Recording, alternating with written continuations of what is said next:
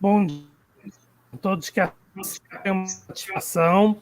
Eu desejo as boas-vindas ao professor Rubem Flores, aqui à Unipampa, ainda que virtualmente. Esperamos que após essa doença, após a pandemia, o professor possa estar presencialmente aqui na Unipampa. Mais uma vez, eu desejo as boas aos alunos da Unipampa, pelo início do semestre, e principalmente aqueles alunos que estão entrando na Unipampa agora, que estão ingressando nesse semestre. É uma satisfação contar com o professor Rubem Flores aqui nessa aula magna, onde ele poderá estar explanando um pouco sobre o tema jurídico da desapropriação, que é uma área de pesquisa do professor há vários anos na UDLAR, na Universidade da República do Uruguai. O professor estará falando em espanhol de forma devagar, né, para que todos possam compreender. Eu deixo minhas saudações ao professor e passo a palavra à professora Alessandra para que possa apresentar nosso convidado. Olá, bom dia a todos. Professor Rubem Flores, seja muito bem-vindo à Unipampa.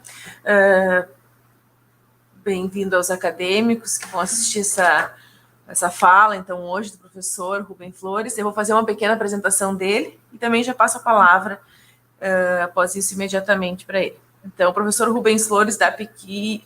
esqueci agora, professor. Da PEQI... A gente combinou e eu esqueci. Desculpa. O professor Rubem Flores é doutor em Direito pela Universidade de Ciências Sociais, doutor em Direito e Ciências Sociais pela UDELAR, é advogado pela Universidade Major da República, professor de Direito Público da UDELAR e autor de diversas obras jurídicas. Hoje o professor Rubem Flores está aqui na Unipampa para tratar o tema de desapropriação, tá? Então, eu vou passar a palavra imediatamente a ele. Qualquer dúvida que os alunos tenham, né, podem conversar ali no chat e perguntar para mim e para o João, que na medida do possível a gente vai tentar, né, se tiver alguma dúvida com alguma palavra, enfim, em espanhol a gente tenta traduzir. Estou aqui hoje mais para ajudar um pouquinho, porque o meu espanhol é ruim, mas eu entendo bem. E aí, então, espero que a gente tenha uma ótima palestra. Profesor, estamos con usted. Buen día, es un gusto estar con ustedes. Voy a hablar lento a los efectos de que me entiendan mejor, me pueda dar a entender mejor. Y, en primer lugar, corresponde agradecer especialmente a la Unipampa, a la universidad, y a mis amigos Paulo y Alessandra, que tuvieron la deferencia de invitarme, lo que para mí es un real honor. Voy a presentar el tema de la expropiación, la desapropiación, como dicen ustedes, la expropiación de bienes en Uruguay. Lo haré en forma general, porque evidentemente no voy a entrar en elementos de detalle que puedan, en definitiva, confundirlos y que no agregan elementos sustanciales, sino que voy a presentar los grandes elementos que constituyen el derecho expropiatorio. Nuestra idea en ese sentido, entonces, es, en primer lugar, observar qué entendemos por el derecho de propiedad. Luego, ver cuáles son las bases, los fundamentos constitucionales del derecho expropiatorio en Uruguay, que en definitiva son muy similares a los que fundamentan precisamente el derecho expropiatorio en Brasil. Luego de ello voy a mencionar los principios fundamentales del Instituto de la Expropiación para desarrollar los elementos que constituyen la expropiación y ver sucintamente, brevemente, los procedimientos tanto administrativo como el eventual procedimiento procesal.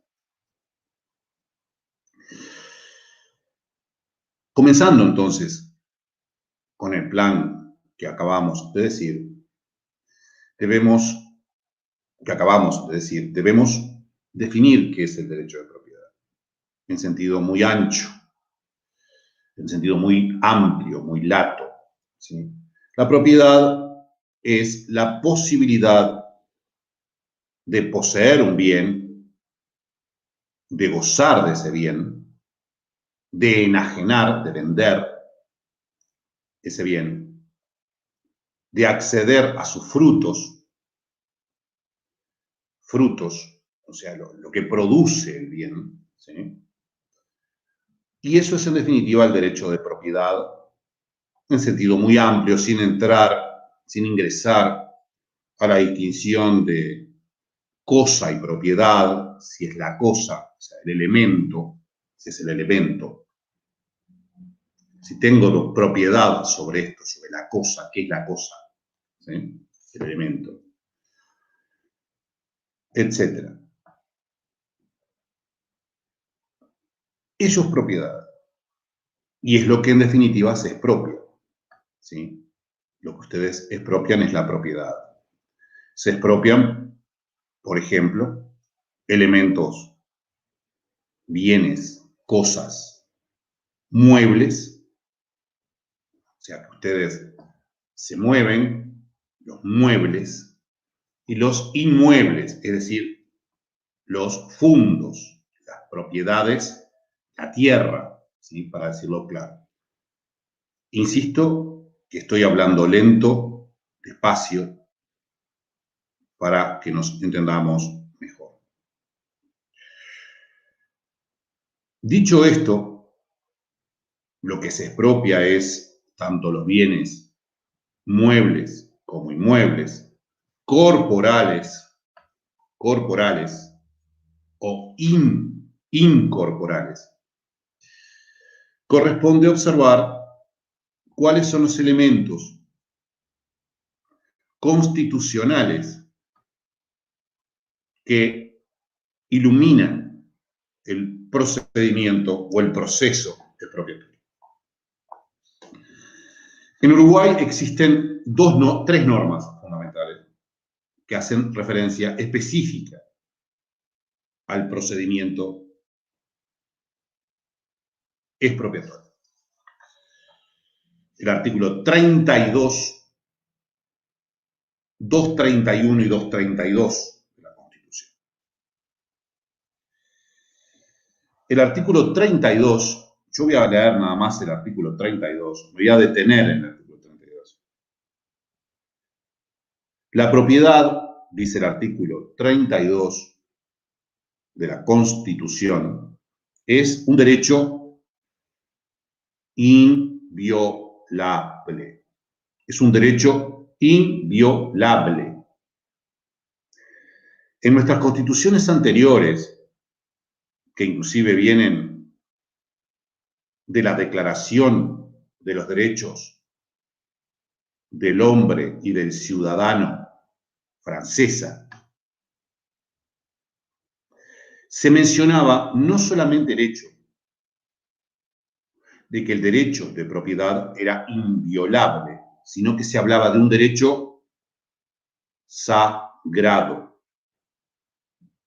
Dios, sagrado. Eso era con el Estado liberal de derecho. ¿Sí? Luego, con la evolución de los derechos humanos y la aparición de los derechos de la segunda generación, los derechos sociales, se quitó el término sagrado y quedó como un derecho inviolable. La Constitución después dice que es un derecho inviolable, pero sujeto a lo que dispongan las leyes de interés general. Allí es cuando abre la posibilidad de expropiar. Solamente puede procederse a la expropiación si existe una declaración de interés general por ley, declarada por el legislador nacional. Esa es la única forma. Una ley que declare el interés general a los efectos de la expropiación. Esta norma nos sigue diciendo que nadie puede ser privado, a nadie se le puede quitar la propiedad, sino es en los casos de necesidad o utilidad pública, que se declara por la ley. Y recibiendo del Tesoro Nacional, del Estado, ¿sí? Del Estado en sentido más amplio. Ustedes son un Estado federal, Uruguay es un Estado unitario, ¿sí? Recibiendo entonces del Estado el dinero correspondiente, el pago correspondiente. Ese pago debe ser previo al desapoderamiento, a la quita de la propiedad. Se le debe pagar previamente la indemnización correspondiente.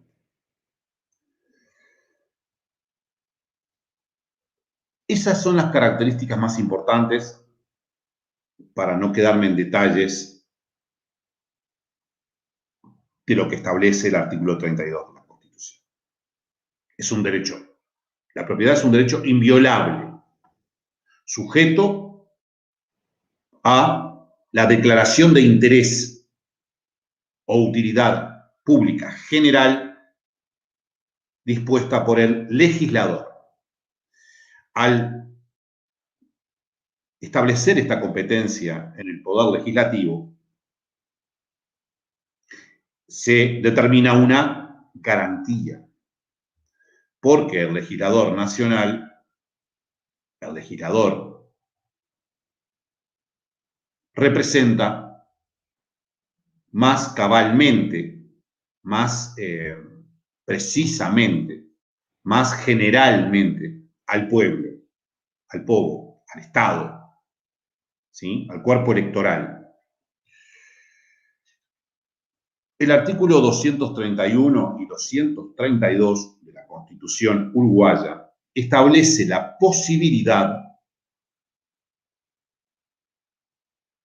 establecen la posibilidad de estos dos artículos, de que el precio, o la indemnización, mejor dicho, porque no es una compraventa, de que la indemnización no se pague previamente si existen programas de desarrollo, pero con una serie de garantías muy importantes y siempre pagando por lo menos el 25% de la indemnización general. Habiendo visto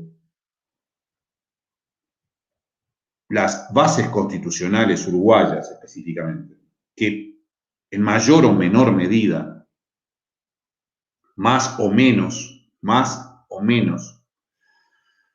son las que impregnan, las que constituyen, quiero decir, el derecho de la expropiación, no solamente en Uruguay, sino en Brasil. Yo he estudiado el derecho de expropiación en Brasil, que surge de la Constitución brasileña, en Argentina, Venezuela, Italia, México, Venezuela es muy importante además, Portugal, son generalmente los mismos.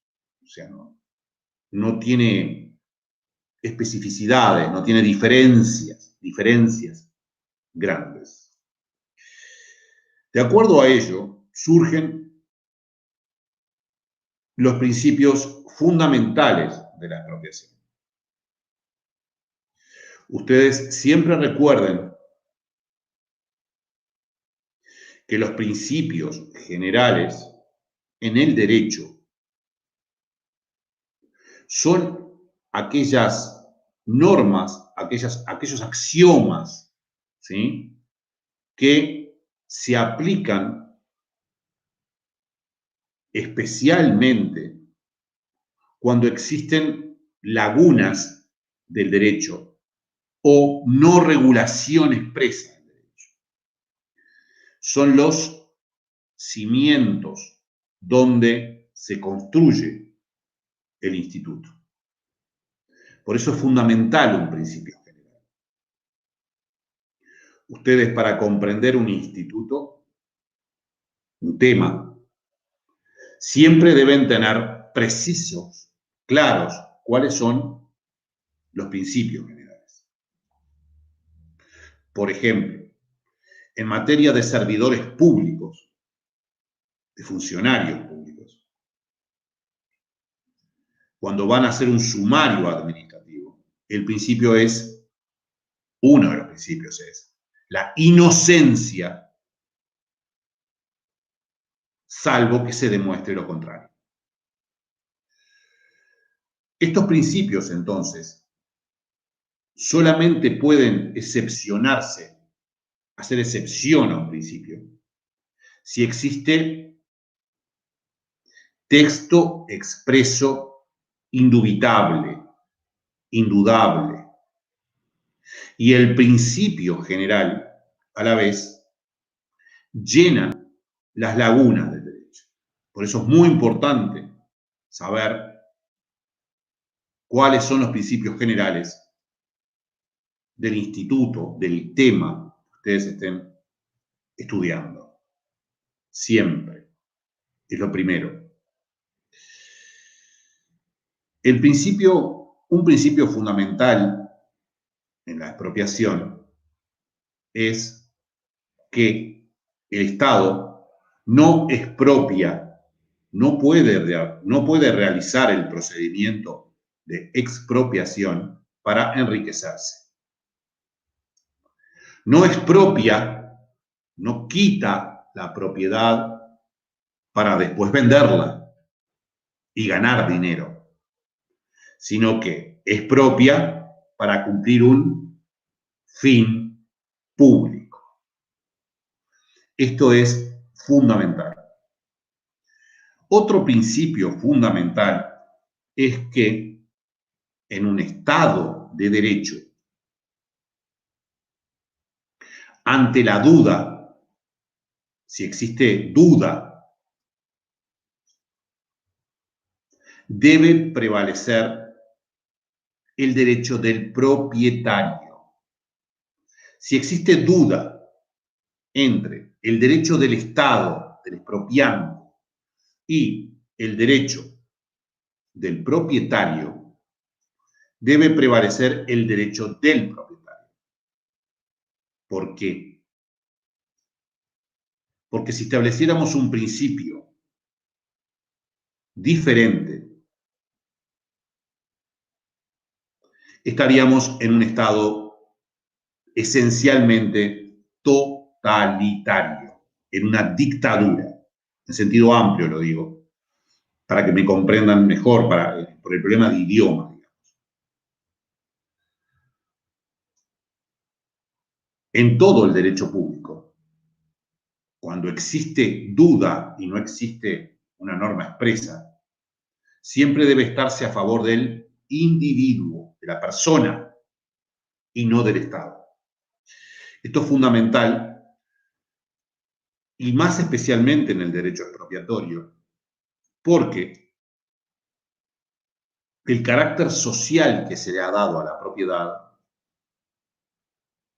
cosa que me parece muy bien,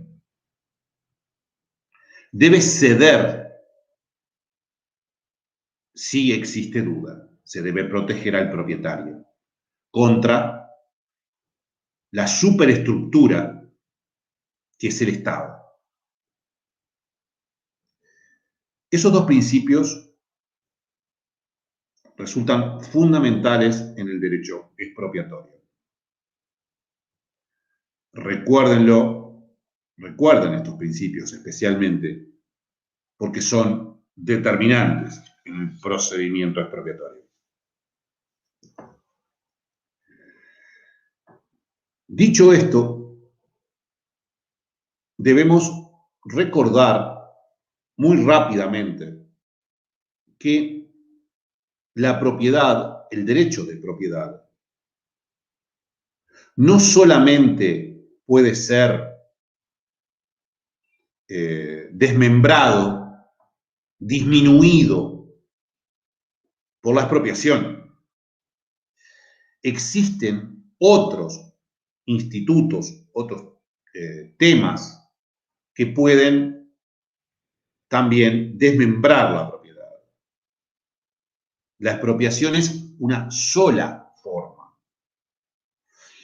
Así, por ejemplo, el secuestro de bienes en un proceso, el decomiso de bienes, por ejemplo, si existe contrabando, para hablar claro, si existe, por ejemplo, un tránsito de metales preciosos de un país a otro, por ejemplo, si se lleva oro, plata de un país a otro sin declarar, se puede estar cometiendo delitos como, por ejemplo, el lavado de activos. El lavado de activos, ¿sí? De activos provenientes, por ejemplo, de la venta de droga, ¿sí? Entonces, existen otros institutos, no solamente la expropiación, que pueden quitar la propiedad o disminuirla.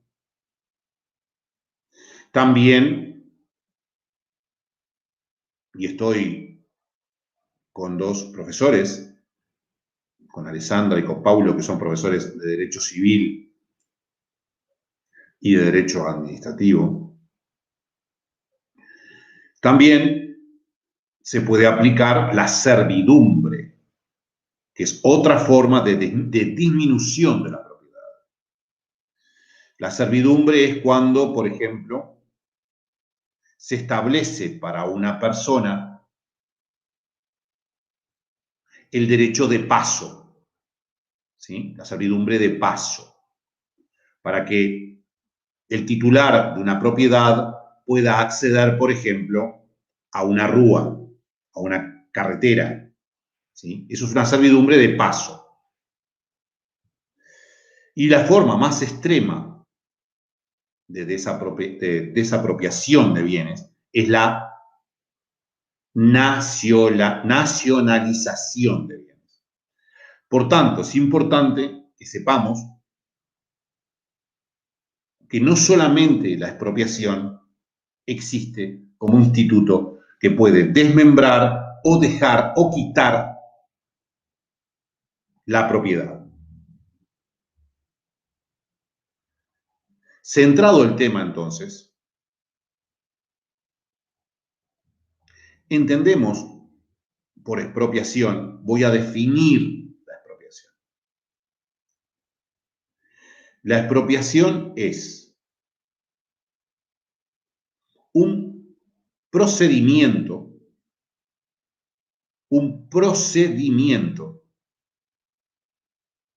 que procede, que se da, que se puede dar, si existe declaración de necesidad o utilidad pública por el legislador nacional, previo pago de una indemnización por el Tesoro Nacional, por el Estado,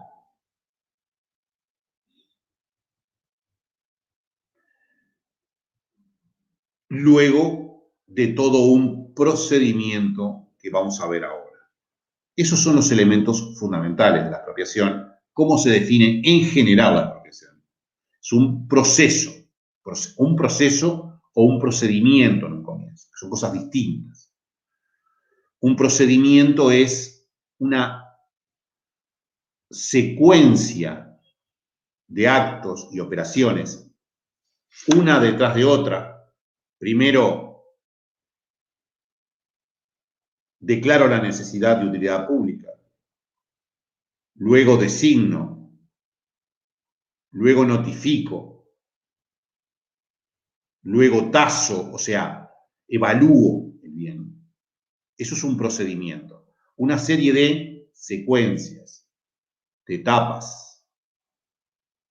En el derecho procesal que ustedes van a ver o han visto ya, se da claramente con la demanda, la contestación, el diligenciamiento de pruebas, audiencias, etc.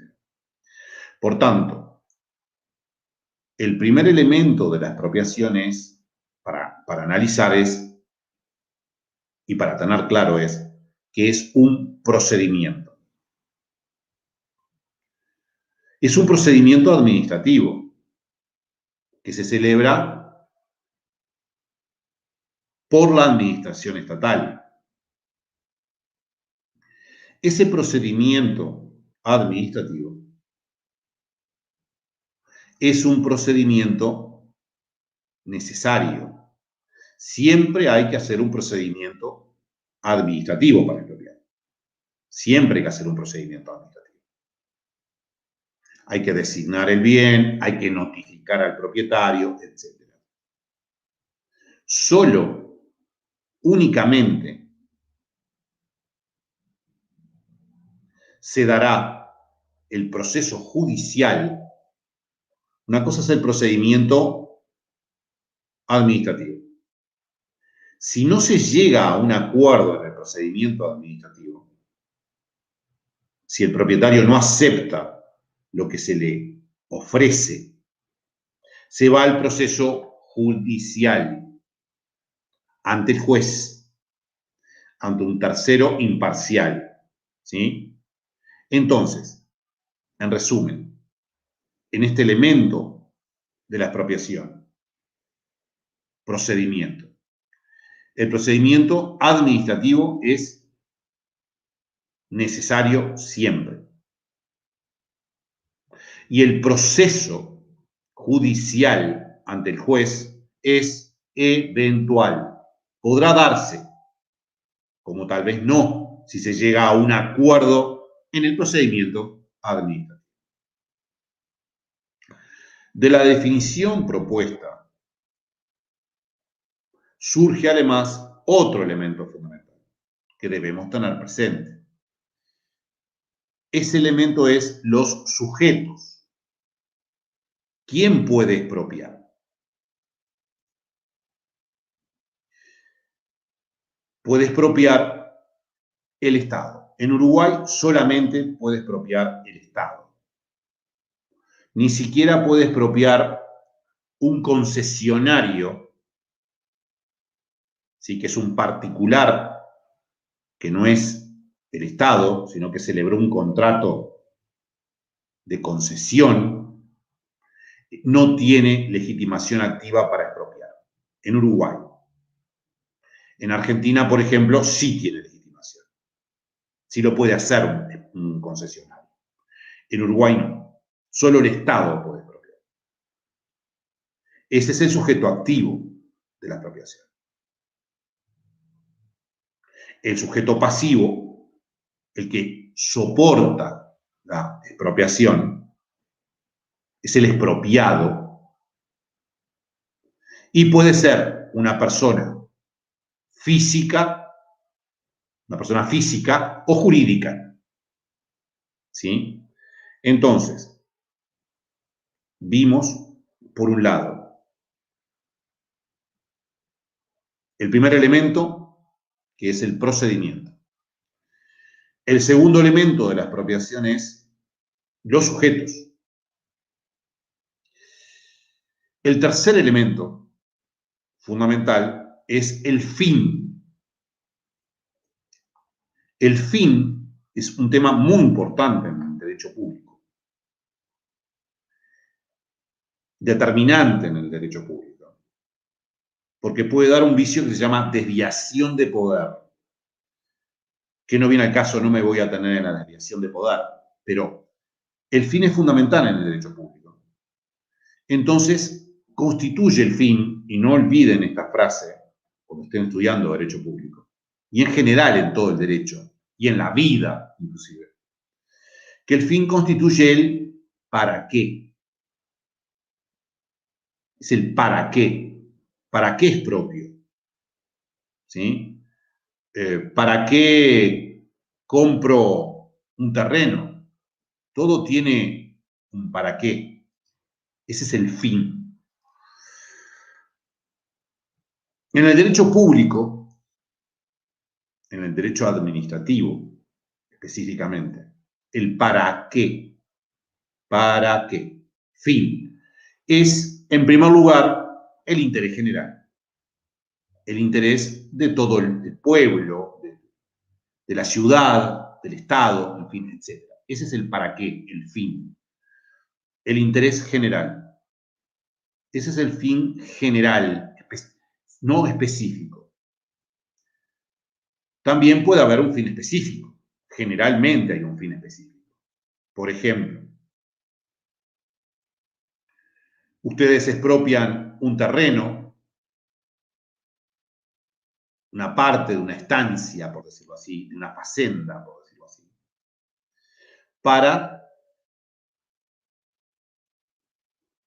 establecer una escuela de enseñanza primaria. ¿Cuál es el fin si van a establecer una escuela? Es la educación de la población. Ese es el fin. Entonces vimos también ahora el elemento fin. Fin, ¿para qué? El para qué de la expropiación. Junto al para qué o al fin, en derecho público, siempre está el por qué. ¿Para qué? ¿Por qué? Eso constituye el motivo de la expropiación. ¿Qué es lo que motiva la expropiación? ¿Sí? El motivo de la expropiación, en el ejemplo que yo acabo de dar, es justamente hacerse, tomar la propiedad de un bien determinado para construir una escuela. Yo expropio parte de una estancia, por decirlo así, de un terreno, de una propiedad inmueble. ¿Por qué? Para construir una escuela. Construyo la escuela y el fin era enseñar a la población. ¿Por qué? ¿Para qué? Es otro de los elementos determinantes, constitutivos de la expropiación. Por último, un elemento fundamental en la expropiación es la indemnización, el dinero que se va a pagar. ¿Cómo se establece esa compensación? ¿Qué comprende ese dinero que se va a pagar? Y aquí lo que establece generalmente el derecho es que se va a pagar lo que se llama justa compensación. El propietario, el expropietario, el propietario que se va a expropiar, debe recibir una cantidad de dinero equivalente al que se le quita por la expropiación. Si se expropia un bien por 100.000 reales, debe recibir 100.000 reales. Si se expropia un bien por $50.000, debe recibir $50.000. Esa es la compensación. Debe ser equivalente al daño o al deterioro o a la quita que se le realiza al propietario por la expropiación. Este es un tema importante, además, que voy a mencionar ahora, y refiere a qué comprende el daño. Pues yo recién acabo de hablar, de decir que $50.000. Bien, ¿cómo se constituyen esos $50.000? Por ejemplo, se constituyen por el valor del predio expropiado,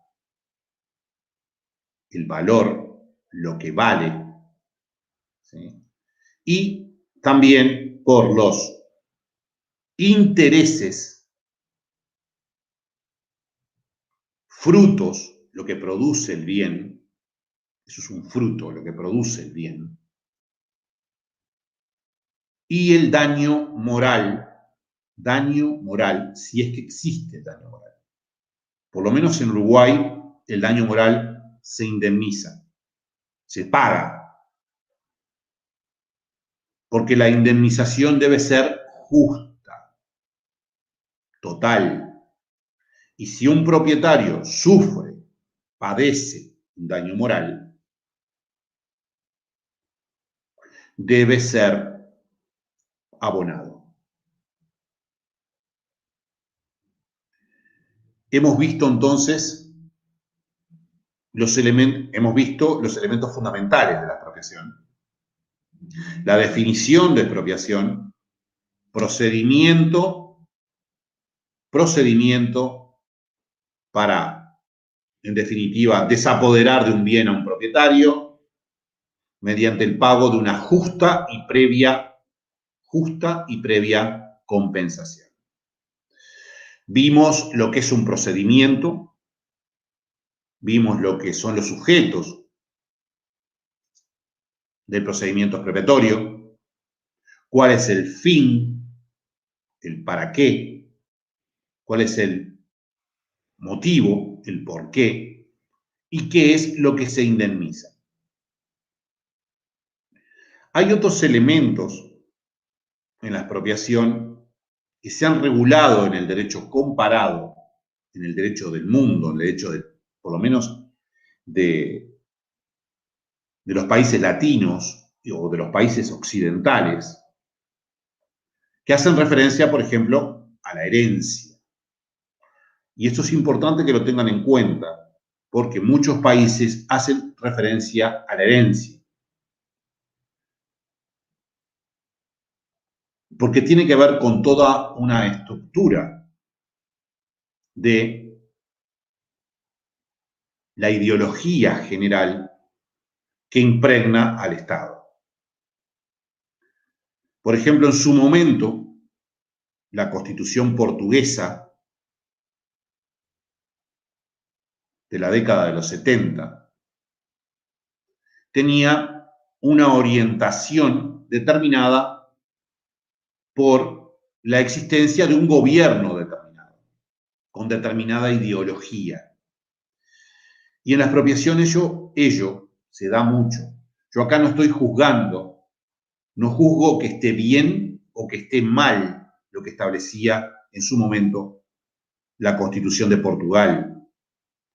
Tampoco lo que establecía la Constitución de la ex Unión Soviética o lo que establece la Constitución de Estados Unidos. Es decir, no opino, no es el tema en este momento que yo tenga que desarrollar, no corresponde. Pero sí es importante que tengan presente que en la regulación de la expropiación interviene claramente, en muchos momentos, la ideología política predominante en un estado determinado en la historia, ¿sí? Hoy día las circunstancias están orientadas desde el punto de vista político en otro sentido, por ejemplo, al que establecía la Constitución portuguesa del 76. Y reitero, no digo que esté bien o que esté mal. Es un tema ideológico que ustedes tendrán y se formarán por su cuenta y que no corresponde que yo diga el mío.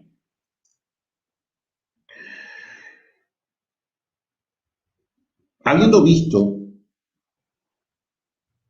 centrando el tema inclusive desde el punto de vista ideológico, sabiendo que en el derecho público siempre existe un elemento ideológico, un elemento político, porque el derecho administrativo está impregnado de la política, ¿sí? No es lo mismo un gobierno determinado a otro, ¿sí? No es lo mismo un gobierno de izquierda a un gobierno de derecha, es notorio. Ello lo impregna al derecho expropiatorio e impregna todo el derecho. Y habiendo visto entonces esos elementos centrales para englobar el instituto, para que nos quede en nuestro disco duro mental, por lo menos en esta charla, los elementos más importantes, y no de detalle, sino los elementos más importantes, globalizar el instituto, ¿sí? Tener una idea, por ejemplo, de si les estoy hablando de LegalTech, que es una moneda digital, que es un Bitcoin, o sea, tener una idea general, ¿sí? Partiendo de esa idea general, con lo cual yo me quedaría satisfecho, vamos a ver cuáles son los elementos principales en el derecho uruguayo, pero que generalmente se dan en casi todos los derechos, con mayores o menores particularidades. ¿Cuáles son los elementos fundamentales del procedimiento expropiatorio y del proceso expropiatorio eventual?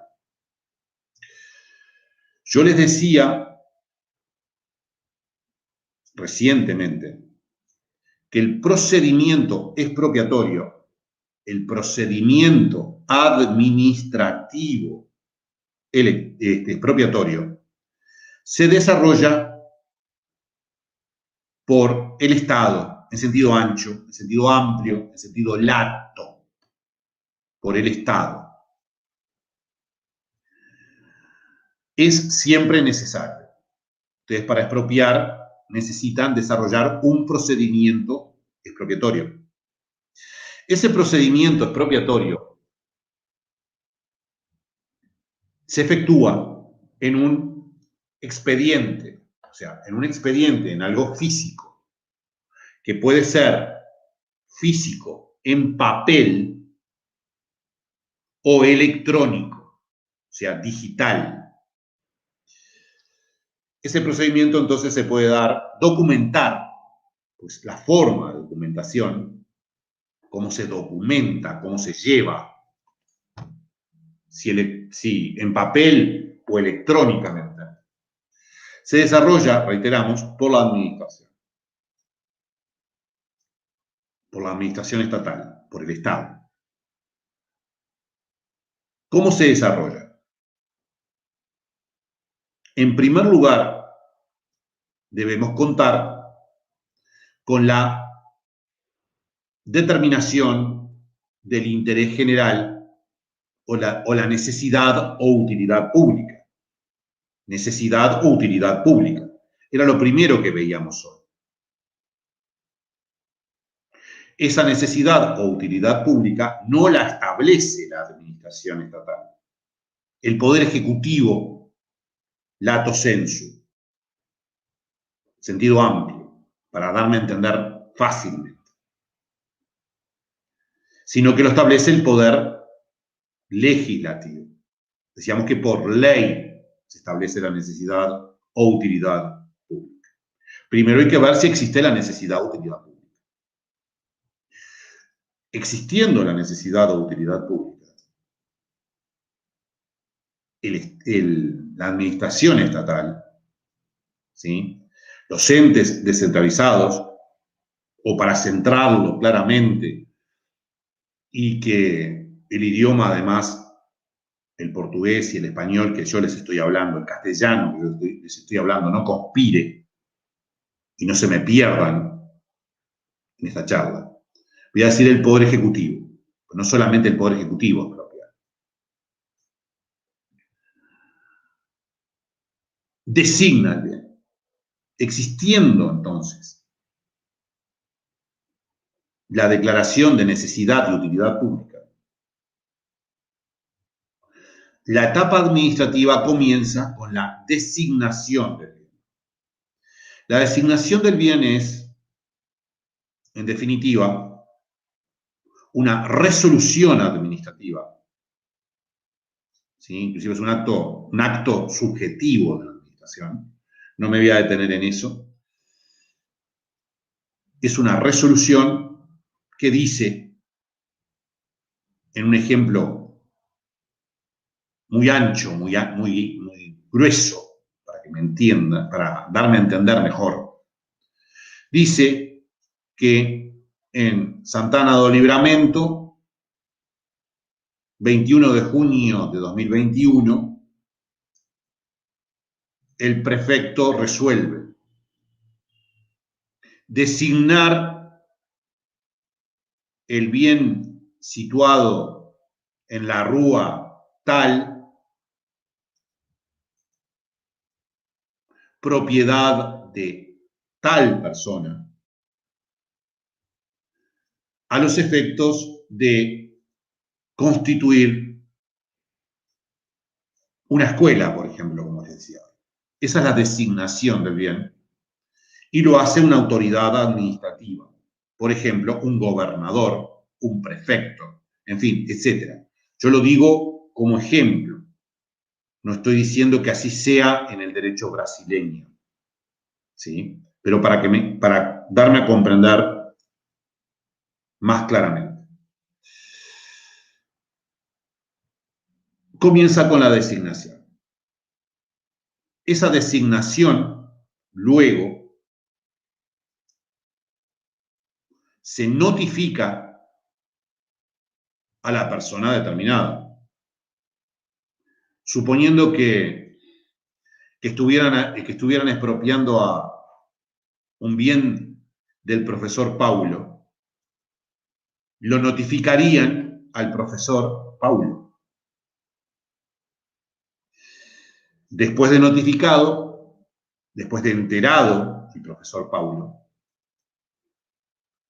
él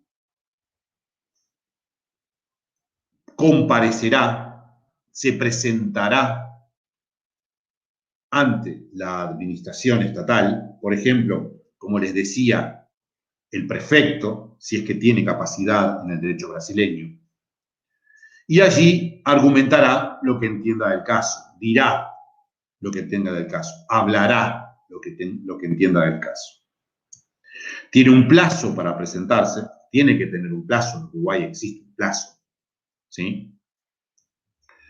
Y, por ejemplo, aceptará o no aceptará la tasación, el monto, el dinero que se le ofrece. Aceptará o no aceptará el dinero que se le ofrece. En el caso propuesto, en el supuesto propuesto, si el profesor Paulo acepta lo que se le ofrece por el bien que le van a expropiar, el procedimiento termina, finaliza. Finaliza. ¿Por qué? Porque, evidentemente, si bien la expropiación, y esto es importante, si bien la expropiación no es una compraventa, no es una compraventa, porque la expropiación siempre es coactiva, coercitiva. Si acepta, bárbaro, fantástico, impecable, todo bien. Si no acepta, es lo mismo, se va a expropiar igual. Por eso no es una compraventa, no es un contrato de compraventa, no pertenece al derecho civil, se impone, es el Estado que lo impone. Entonces, en el supuesto de que el expropiado, en este caso, personalizándolo con mi querido amigo el profesor Paulo, aceptara la indemnización, la compensación, se termina la expropiación, finaliza la expropiación, pero no es una compraventa. Se llega a un acuerdo, pero no es una compraventa. En el caso de este supuesto, donde se acepta la indemnización, la compensación, se va derechamente en Uruguay a la escritura, o sea, al traspaso por intermedio de un notario, de un escribano público que hace la escritura. Dice que en tal fecha se aceptó, etcétera, y pasa definitivamente el bien a propiedad de la prefectura de Libramento. Si no acepta lo que se le ofrece, la compensación, los $50.000, por ejemplo, que decíamos hoy, no lo acepta, corresponde realizar el juicio expropiatorio. En el supuesto que estamos viendo, la prefectura, el alcalde, diríamos nosotros también, de Libramento, por intermedio de sus oficinas, de los abogados correspondientes, se va a presentar ante el juez competente y va a iniciar un proceso, un juicio expropiatorio. ¿Por qué? Porque no se llegó a un acuerdo en el procedimiento, administrativo. El proceso jurisdiccional, el juicio expropiatorio, es un juicio, en Uruguay, es un juicio oral, es un juicio que nosotros llamamos ordinario, común, es un juicio común, no es un juicio especial, ¿sí? ¿Y cuál es el objeto del juicio? a qué se tiende en el juicio, cuál es la finalidad del juicio. Es lograr establecer la compensación, el dinero que se va a pagar. En el ejemplo propuesto,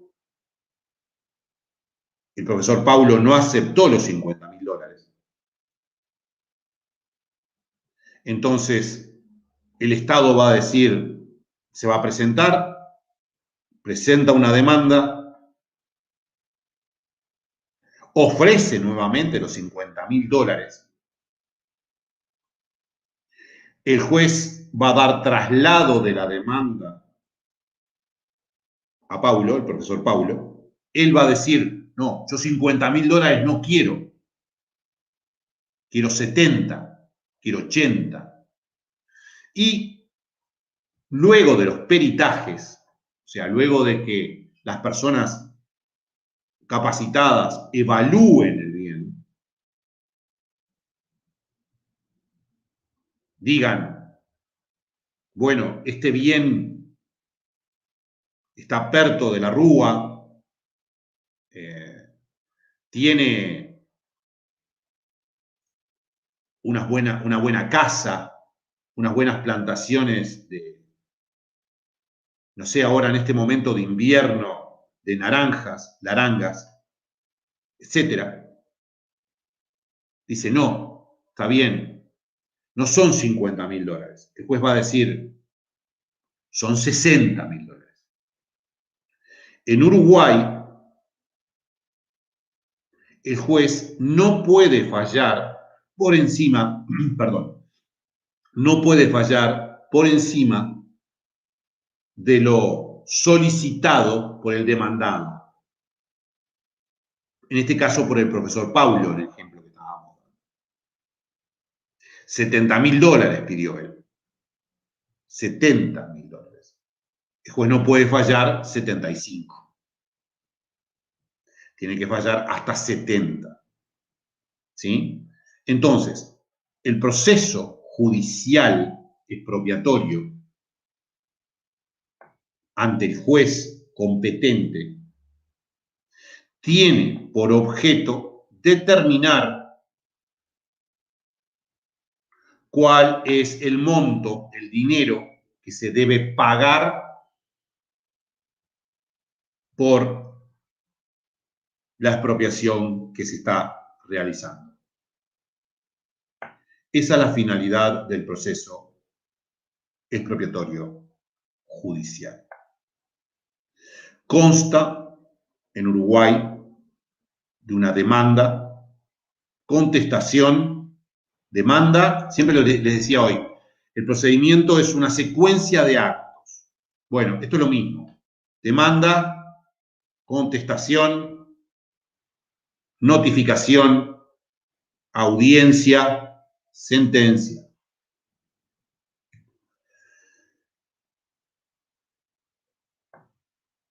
Y en definitiva, como les reitero, es fijar la justa compensación, la cantidad de dinero justo. Y allí también el juez debe considerar no solamente el valor de la propiedad expropiada, sino también los frutos, lo que produce esa propiedad, la desvalorización del remanente. O sea, ustedes cuando expropian pueden expropiar toda la propiedad, o pueden expropiar parte de la propiedad. Toda o parte. Si expropian parte, el remanente, lo que queda, ¿cuánto? Se desvirtúa, pierde valor lo que les queda. En el caso de la facenda, por ejemplo, les expropian 1 hectárea. ¿Cuánto incide en el resto del predio de ustedes de 50 hectáreas, por ejemplo, por decir algo? Allí eso tiene que ser evaluado también por el juez. Los frutos, el valor del resto, y, en definitiva, el daño moral, como les decía, etc.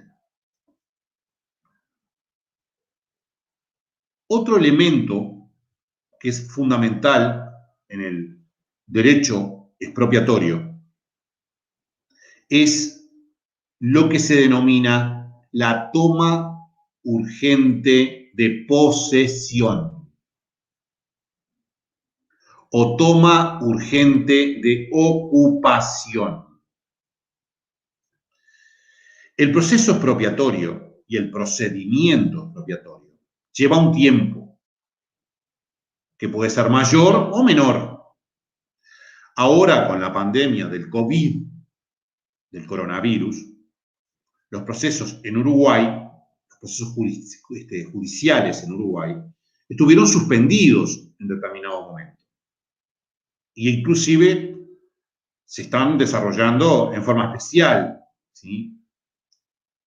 Muchos se desarrollan electrónicamente. Entonces, ese tiempo que demanda expropiar un bien puede conspirar contra el interés general. Pongamos un ejemplo. Rivera, la ciudad de Rivera, en pleno verano, mucho calor, verano, se queda sin agua, agua potable, agua para tomar.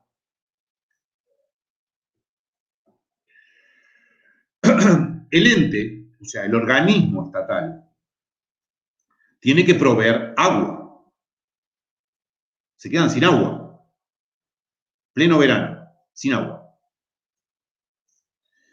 Los técnicos del Estado ven, observan, investigan y determinan que en una facenda determinada existe una corriente subterránea de agua.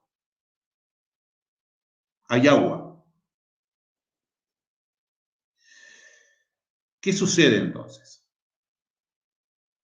Ante la catástrofe, ante el hecho de que la necesidad de agua es imperiosa, es urgente, no se puede esperar a que todo el procedimiento expropiatorio se desarrolle.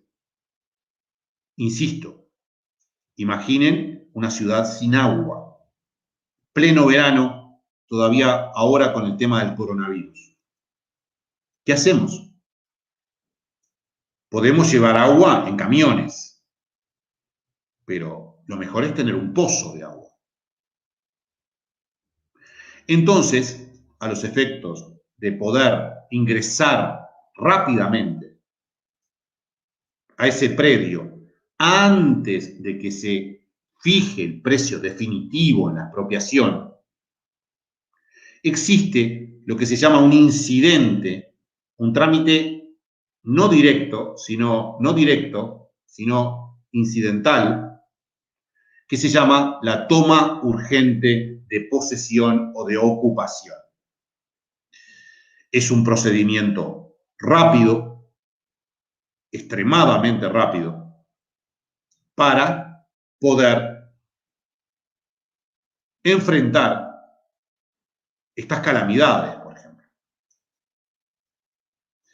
Ese procedimiento extremadamente rápido, anterior al traspaso de la propiedad en la expropiación, permite al Estado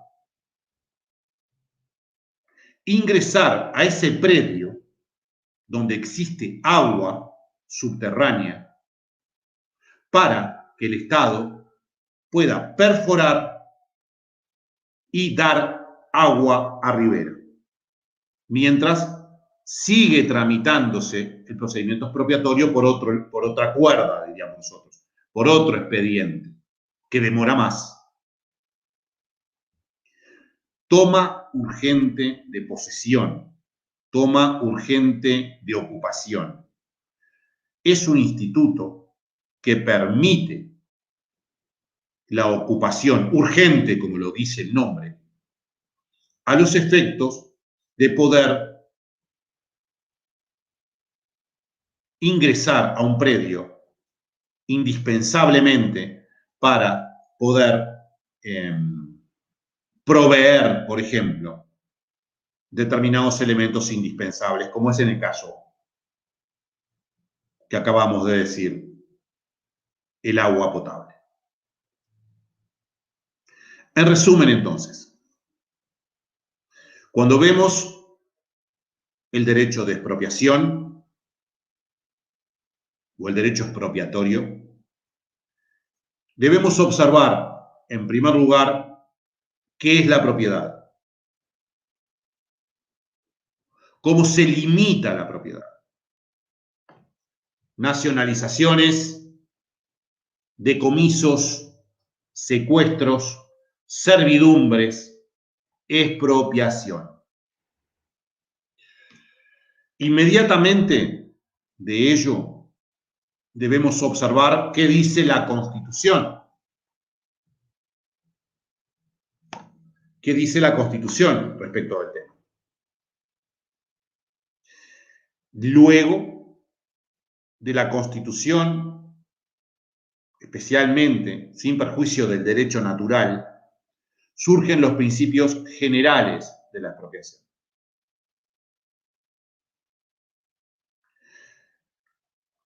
Así después establecemos los elementos de la expropiación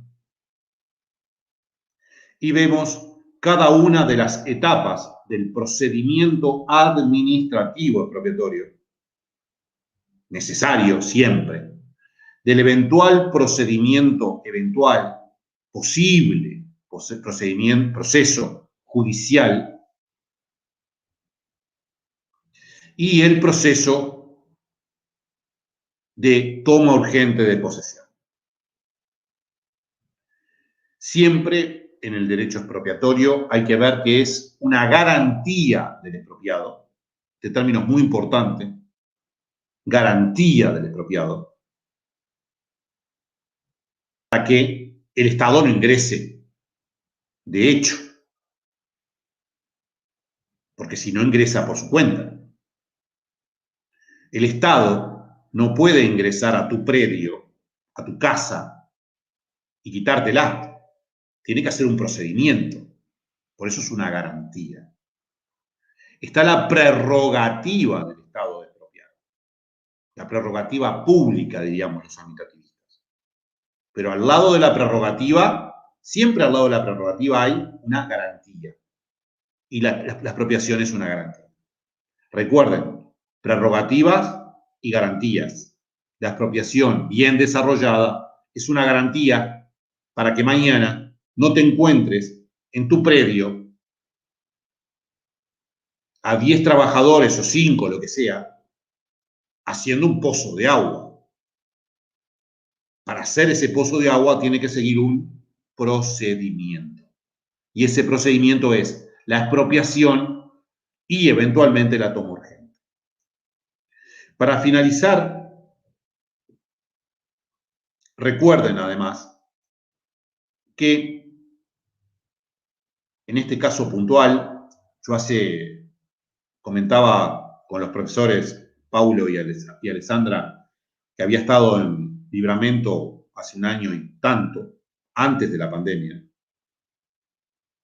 en esa frontera seca, hermosa, que tenemos los uruguayos con los brasileños, con ustedes.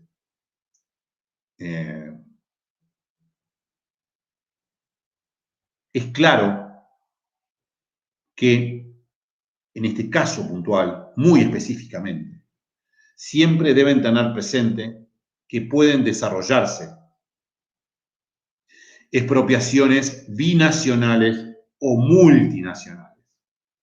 Por eso les decía, estuve en la frontera, estuve en Libramento hace poco, pasando la calle Sarandí, pasé la línea y me encontré con esa hermosa plaza que tienen ustedes, con la bandera brasileña y uruguaya.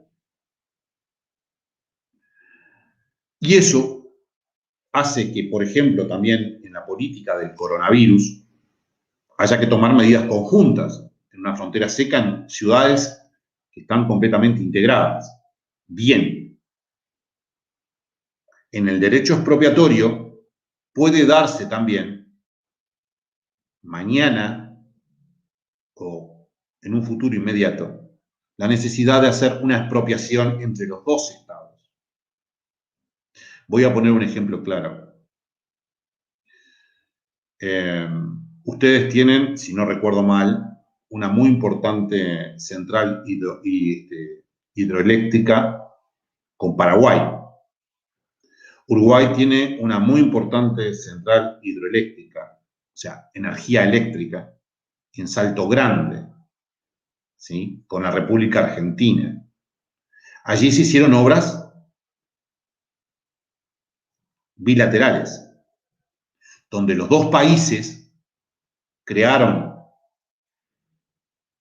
un organismo supranacional que no era ni paraguayo ni brasileño, sino paraguayo-brasileño, o uruguayo y argentino. Y hubo que hacer expropiaciones tanto del lado brasileño como del paraguayo. O hubo que hacer expropiaciones tanto del lado argentino como del lado uruguayo. Y ello puede estar establecido y tener particularidades. Puede estar establecido y tener particularidades en el tratado internacional que se celebre para efectuar la obra hidroeléctrica. En el caso de Uruguay con Argentina existe un tratado. Y ese tratado, cuando refiere a la expropiación, que es lo que me importa en este momento, cuando refiere a la expropiación, debe estar regulado, debe regular los temas de conformidad al derecho interno. De conformidad al derecho interno de cada Estado.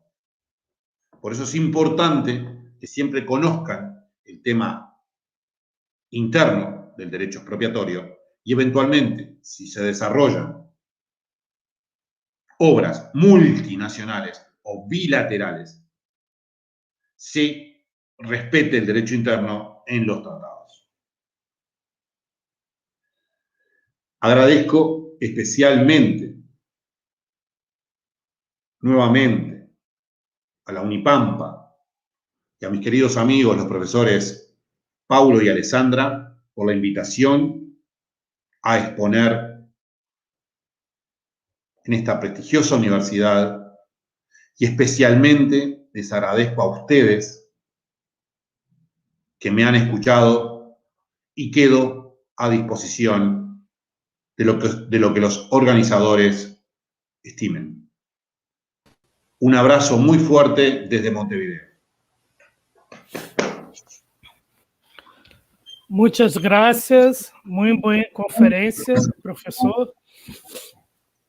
Eu gostaria de agradecer ao professor pela brilhante explanação.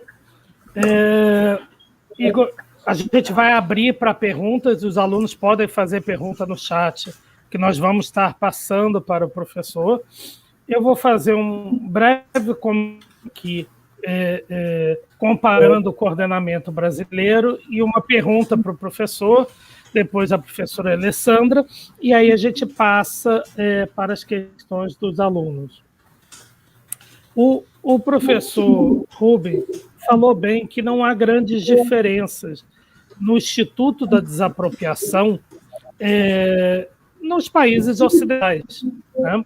E é bem verdade, por isso muito interessante a palestra dele, não só por fazer esse panorama geral que cabe no Uruguai como cabe no Brasil, como também alguma especificidade.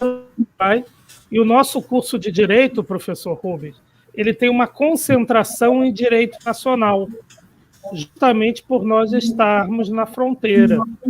E isso é muito importante. Então, ter as experiências do país, nosso país aqui vizinho, irmão do Uruguai, é extremamente importante para nós. É interessante que o artigo 32 da Constituição Uruguaia dispõe que a propriedade é inviolável, né?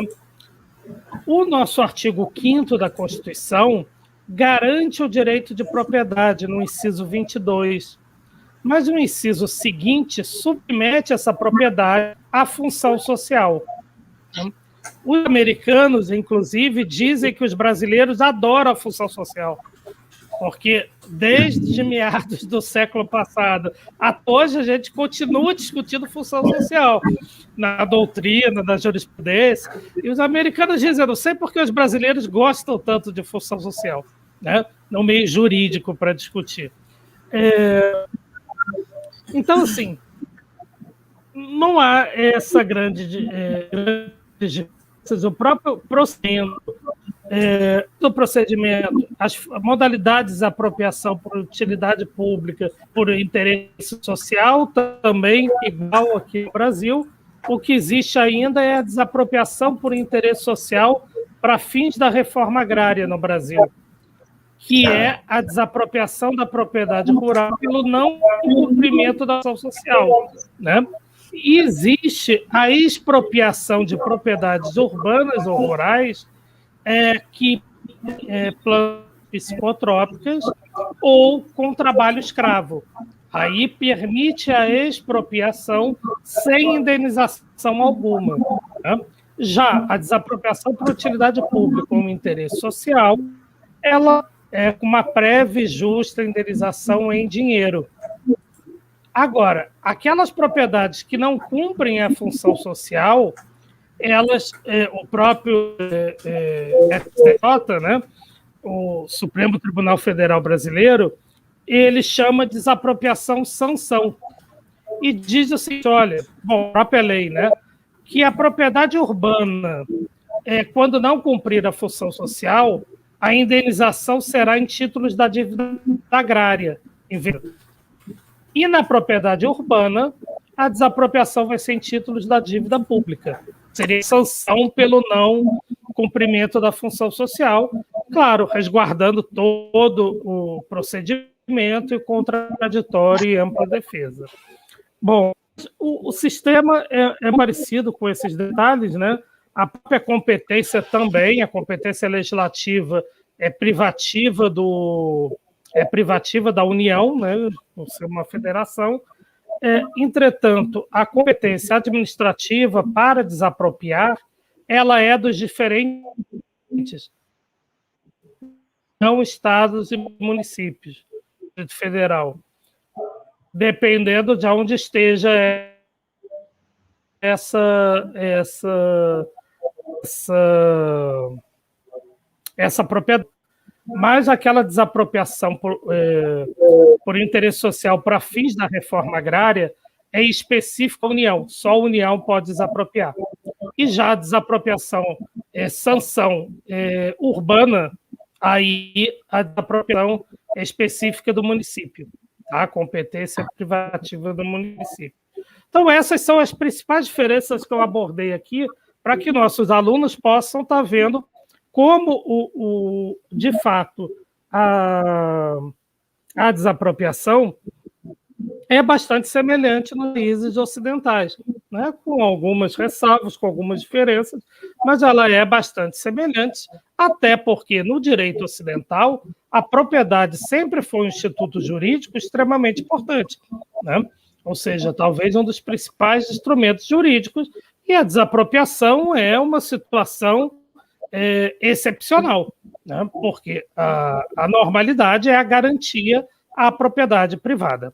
Então, não é à toa que todos os países regulam de forma semelhante. E aí, para finalizar, eu queria perguntar para o professor, porque a doutrina brasileira, existe uma divergência. Alguns autores interpretam o artigo 32, autores brasileiros, interpretam o artigo 32 da Constituição Uruguaia, dizendo que aquele interesse general, né, seria algo como uma função social, como um interesse público e que, portanto, estaria inserida a função social. Eu acho uma interpretação um pouco extensiva e demais, né? E já outros dizem que não, que, na verdade, o legislador uruguai não legislou a função social.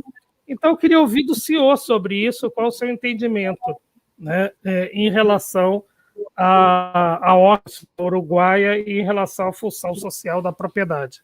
Eu agradeço, professor. Muy bien. Muy clara. Gracias por la exposición, Pablo, porque siempre es bueno recordar el derecho brasileño y la distinción que realizabas con respecto al tema de la propiedad agraria, ¿sí? Nosotros no tenemos ese tema de la propiedad agraria diferenciada de la manera que la tienen ustedes.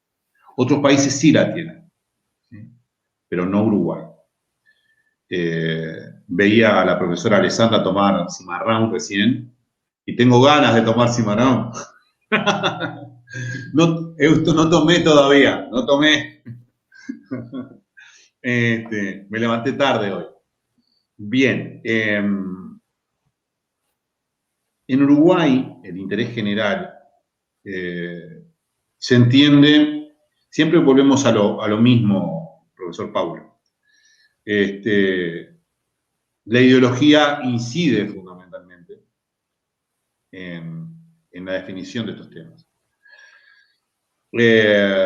Existen personas que tienden más hacia la sociabilización y, por tanto, a la defensa de los derechos sociales en forma más determinante, diríamos. Y otros en Uruguay que generalmente no. En Uruguay prevalece esencialmente el hecho que yo establecía, que yo expresaba. No es porque yo lo dijera, sino que es lo que nosotros entendemos. Evidentemente, los derechos humanos deben limitarse, cuando se limitan, deben limitarse por el interés general. Todos los derechos humanos en Uruguay se limitan por el interés general, por el legislador. Por ejemplo, el derecho al acceso a la información pública se limita por el interés general. El único derecho que no se puede limitar en Uruguay por el interés general es el derecho a la vida. En Uruguay jamás se aplicará la pena de muerte. Jamás, dice el artículo 26. ¿Qué quiero decir con esto? Quiero decir que para nosotros el concepto de interés general se aplica a la limitación de todos los derechos. Y no significa que se tienda a una función social extrema, como les han dicho a ustedes los autores estadounidenses. Nosotros decimos estadounidenses, no americanos. ¿Por qué? Porque americanos son ustedes, somos nosotros, somos todos los americanos. Son estadounidenses, decimos nosotros, no americanos. Y les dicen que ustedes tienen esa visión relativamente desarrollada de la función social de la propiedad. Ya Duguit hablaba de la función social de la propiedad. León Duguit. Pero en Uruguay, en definitiva, lo que prevalece siempre, el principio general que prevalece, es lo que decía hoy. En el supuesto de duda entre el interés general y el interés individual, prevalece el interés individual, siempre. Por tanto, en conclusión, el interés general es en Uruguay una simple limitante de todos los derechos humanos en el supuesto que haya que limitarlos. Siempre. Y ello no significa la socialización o entenderlo con un criterio especialmente social, sino que simplemente es un concepto que permite la limitación. Uruguay es un país que respeta especialmente el derecho de propiedad y por una serie de características, además políticas determinadas. Nosotros no tenemos grandes facendas, no tenemos grandes extensiones, entonces es mucho más fácil limitarlo. Ahora, por ejemplo, recientemente se emitió una ley de poder expropiar casas, lo que vos hablabas de bienes urbanos, que están inservibles, que no se usan.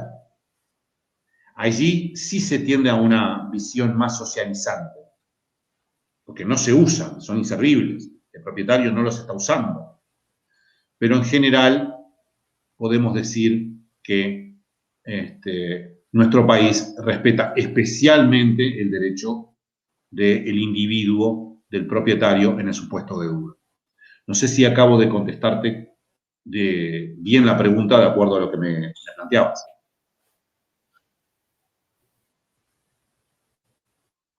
¿Es satisfactoria? Muito obrigado, professor. Sim, sim, claro. Eu agradeço. Nós temos algumas perguntas aqui dos alunos. Antes eu passo para a professora Sandra, se quiser fazer algum comentário. João, só gostaria de parabenizar o professor Rubens Flores pela excelente palestra. Acho que vamos passar para os alunos já imediatamente, né? A gente está com 1h30 de evento também. O professor Rubens está se dedicando toda a manhã a estar aqui conosco. Agradeço muito, professor, e espero que muito pronto podemos estar aqui na fronteira juntos, né, compartilhando essas experiências. Desculpa, Alessandra. Gracias, Cleo. Muito obrigado, Cleo, y así espero que así sea. Deseando viajar a Rivera y a Livramento y comer los helados de Murucuyá y esas cosas bien ricas que tienen ustedes por allí y pasear por la frontera. Con mucho gusto y pasaré sin lugar a dudas por la universidad, sin lugar a dudas. Ok. Un abrazo grande, Cleo. Un abrazo grande, Cleo. Tá, João, então, seguimos? Seguimos. Ali Sim.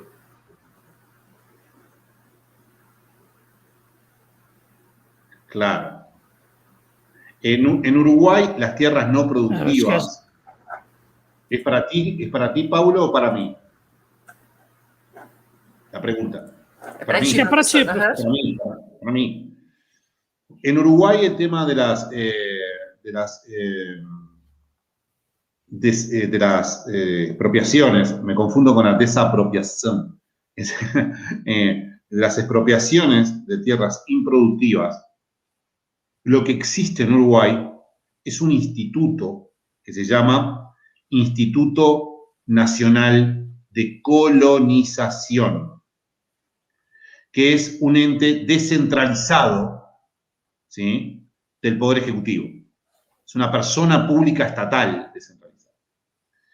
Y allí, entonces, puede este ente ingresar a expropiar bienes que no están siendo productivos.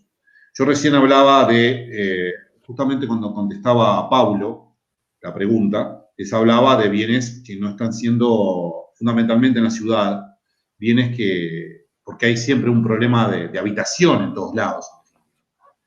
Entonces, estaba hablando precisamente de bienes que no están siendo usados, casas que no están siendo usadas. Y bueno, pero no existe una ley especial y específica de la desapropiación para bienes rurales improductivos. Lo que sí hay es un organismo cuya competencia es expropiar bienes o conceder bienes, tener bienes en su poder para poderlos dar en colonización a las personas que precisamente quieran desarrollarlos. A disposición. À disposição. Certo. Obrigado. Vou colocar uma outra pergunta. Bien. Hola, Antonio.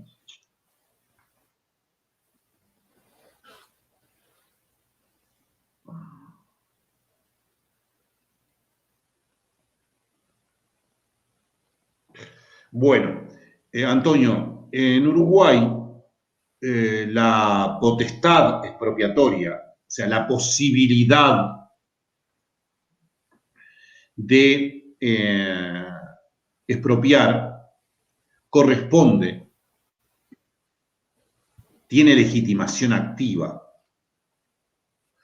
no solamente el Poder Ejecutivo, sino también los gobiernos departamentales. O sea, Rivera, que es la frontera con ustedes, es un gobierno departamental, ¿sí? Es una circunscripción territorial dentro de un Estado unitario,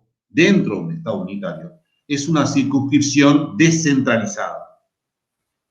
Somos unitarios, pero imaginen, por ejemplo, que entonces es un pedazo, digamos, todo el territorio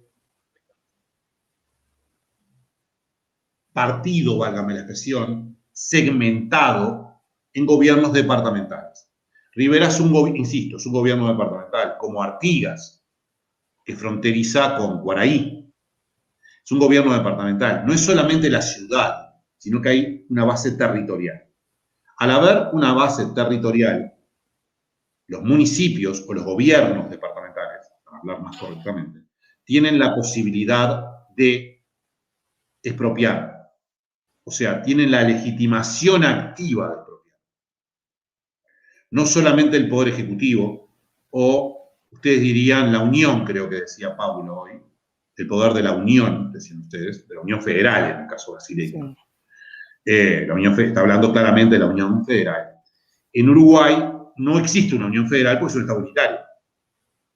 Pero el Poder Ejecutivo puede expropiar, los gobiernos departamentales pueden expropiar.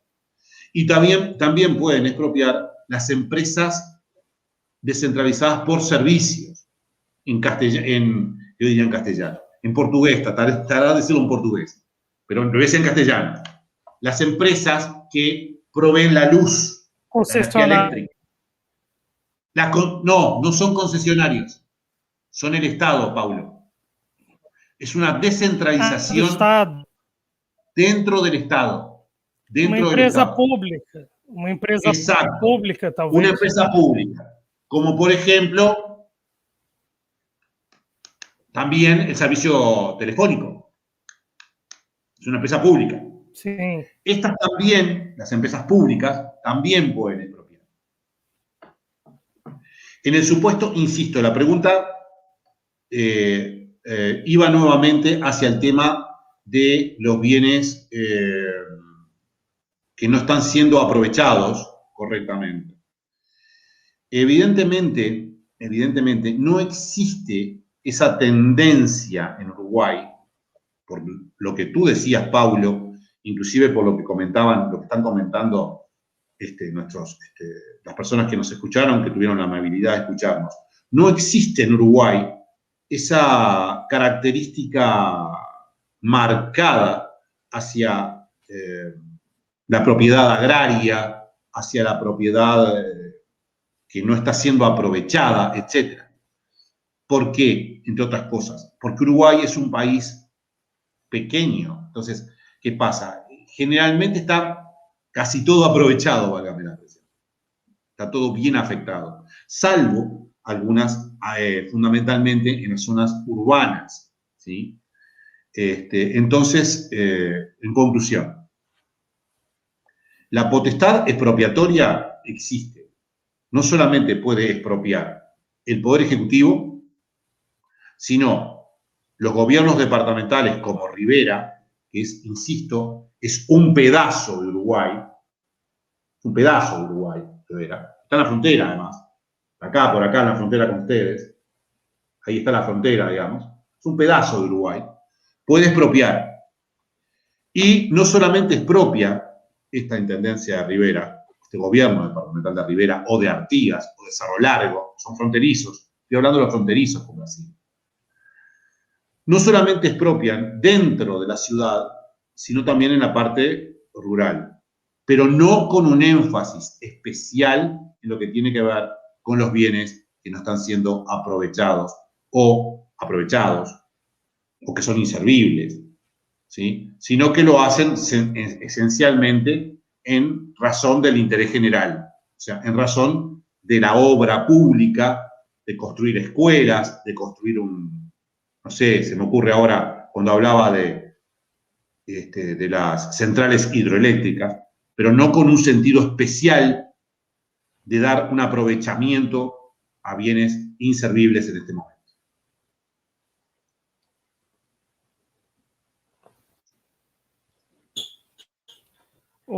Ótimo, professor. Tem algumas outras perguntas que se repetem, mas é no mesmo sentido. E tem vários parabenizando, que gostaram bastante da palestra, né? Se não tiver mais perguntas, né, eu passo a palavra para a professora Alessandra.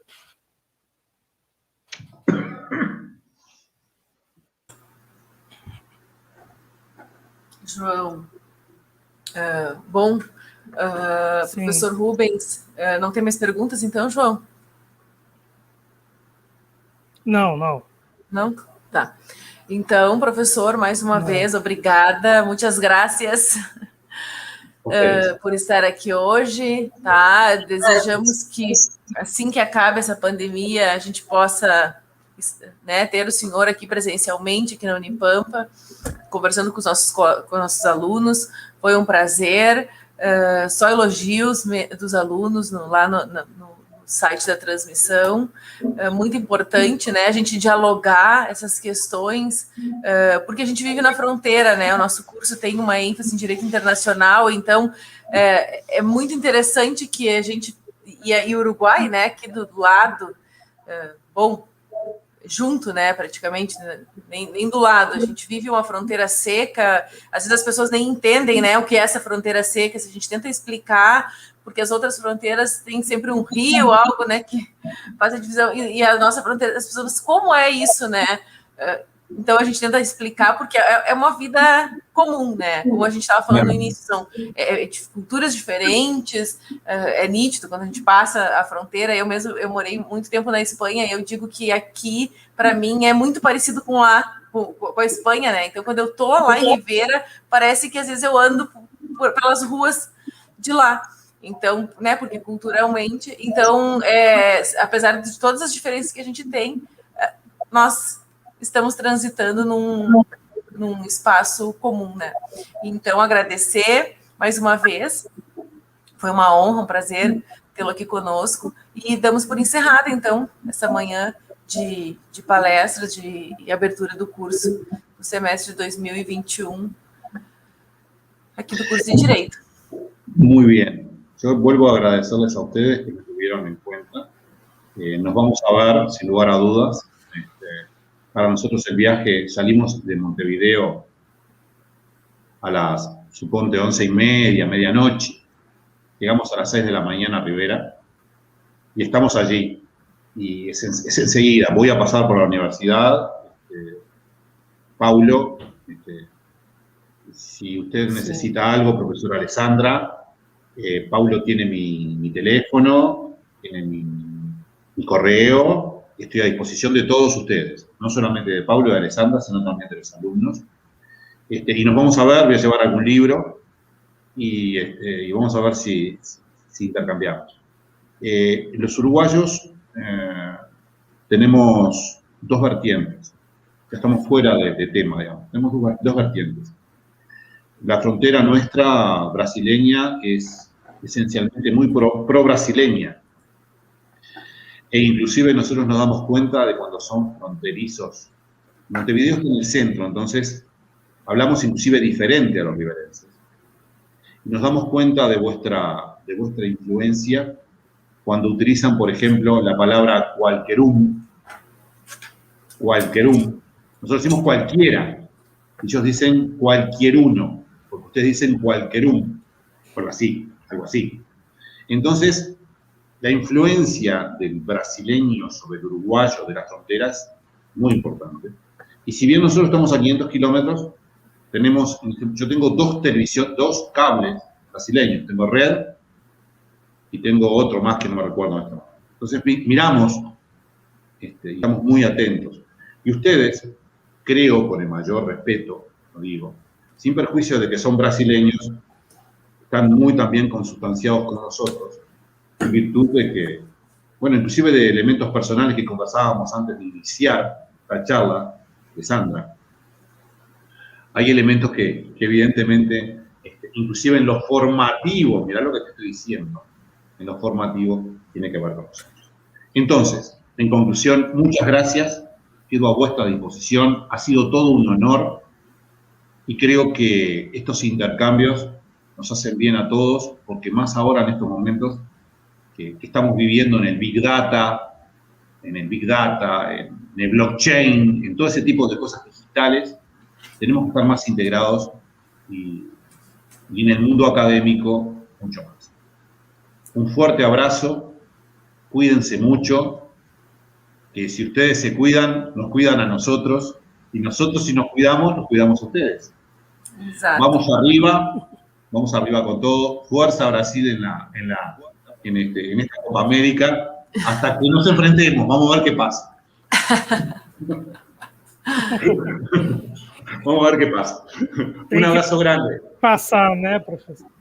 Tem que passar. Um abraço, muito obrigado. Un abrazo grande.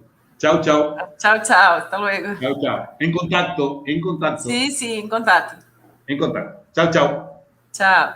Sim, vamos manter contato. Tchau. En contacto. Chau, chau.